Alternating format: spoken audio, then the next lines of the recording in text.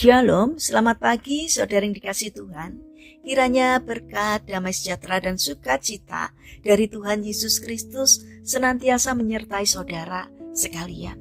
Sebelum kita mendengarkan firman Tuhan dan renungan, marilah kita berdoa. Tuhan Allah Bapa yang baik, kami sungguh bersyukur atas kebaikan dan kemurahan-Mu, karena Engkau Tuhan yang selalu melindungi, menolong dan menopang kami. Terima kasih atas setiap kemurahan-Mu, ya Tuhan. Jika saat ini kami akan mendengarkan firman-Mu, urapilah kami dengan Roh Kudus-Mu, agar kami dapat mengerti dan memahami apa yang Tuhan sampaikan kepada kami, agar karakter kami semakin hari semakin bertumbuh menjadi lebih baik, sehingga semakin berkenan di hati Tuhan. Mampukan kami untuk mempraktekkan firman Tuhan dalam kehidupan kami setiap hari. Terima kasih Tuhan. Di dalam nama Tuhan Yesus Kristus, kami sambut berkat firman-Mu hari ini. Amin. Saudara yang dikasihi Tuhan, bacaan firman Tuhan saat ini diambil dari surat 1 Timotius pasal yang kelima, ayat yang ke-8. Demikian sabda Tuhan.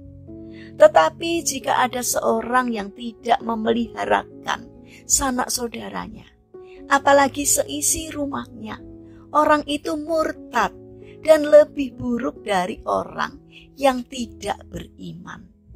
Tema renungan kita saat ini adalah isi hati kaum lanjut usia.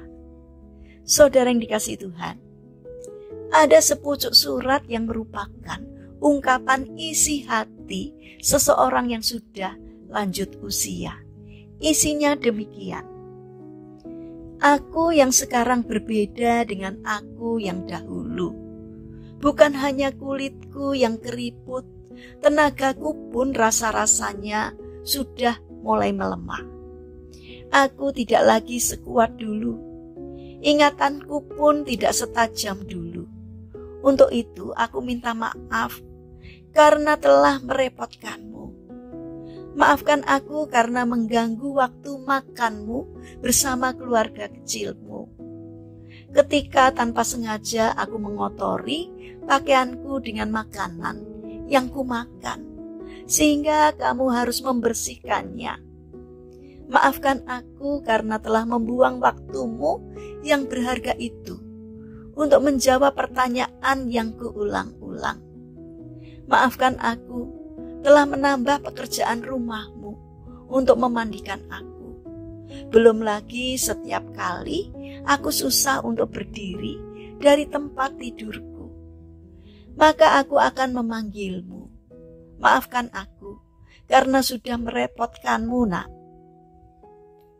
Ketika kita berkunjung ke salah satu panti jompo dan melihat kondisi para lansia yang tinggal di sana, mungkin seperti itulah isi hati mereka, seperti yang tertulis dalam surat tersebut. Saudara yang terkasih, memasuki usia senja yang hampir malam, tidak banyak orang yang dapat menebarkan senyum kebahagiaan di wajahnya. Rasa khawatir dan takut ada di benak mereka. Banyak lansia menjadi khawatir dan takut membebani orang-orang terdekat karena keberadaan mereka. Mereka mungkin takut menjadi sedih jika suatu saat mendengar keluh kesah dari orang-orang terdekat karena lelah mengurusi mereka yang telah menua. Oleh karenanya, ada di antara mereka yang akhirnya memilih panti jompo sebagai solusi yang terbaik. Saudara yang dikasihi Tuhan, sebagai seorang anak, mungkin kita akan menganggap reaksi ini sebagai sesuatu yang berlebihan.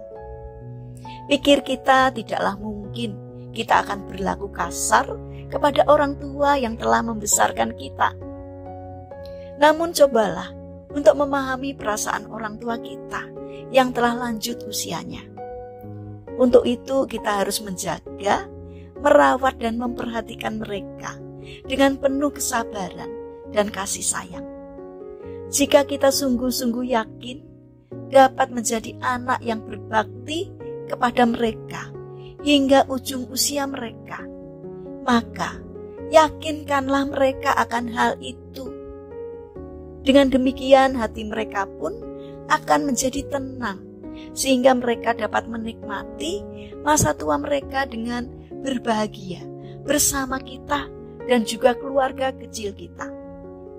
Tidaklah rugi jika kita diberi kesempatan untuk merawat orang tua kita yang telah lanjut usia. Ingatlah, bagaimanapun pengorbanan mereka, telah banyak keringat dan air mata yang mereka cucurkan dalam merawat dan membesarkan kita. Apa yang kita berikan kepada mereka saat ini tidaklah sebanding dengan apa yang telah mereka berikan kepada kita. Jadi sayangilah dan berikanlah pelayanan terbaik kita kepada mereka. Saudara yang terkasih, mari kita bangun karakter untuk peduli kepada keluarga yang kita miliki, terutama kepada orang tua kita atau orang-orang yang telah berjasa, yang membutuhkan uluran tangan kita. Mari kita mengasihinya dengan lebih sungguh lagi. Mari kita berdoa. Tuhan Yesus yang penuh kasih, ampunilah kami karena selama ini baik kami sadari maupun tidak kami sadari, kami telah menyakiti hati kedua orang tua kami. Bapa yang baik, saat ini kami ingin menyerahkan untuk seluruh keluarga kami ke dalam tangan Tuhan. Kami memohon belas kasih dan kemurahan-Mu. Kiranya Tuhan terus menyertai, menolong, dan memberkati keluarga kami, keluarga kecil dan keluarga besar kami. Biarlah Allah senantiasa menolong kami, agar kami saling mengasihi satu dengan yang lain. Bapa yang penuh kasih, saat ini kami ingin menyerahkan aktivitas kami hari ini ke dalam tangan Tuhan. Kami memohon Tuhan yang menyertai dan menolong kami. Berikanlah kesehatan kepada kami dan juga kepada orang-orang yang kami kasihi. Kami mohon kiranya Tuhan yang senantiasa memberkati kami.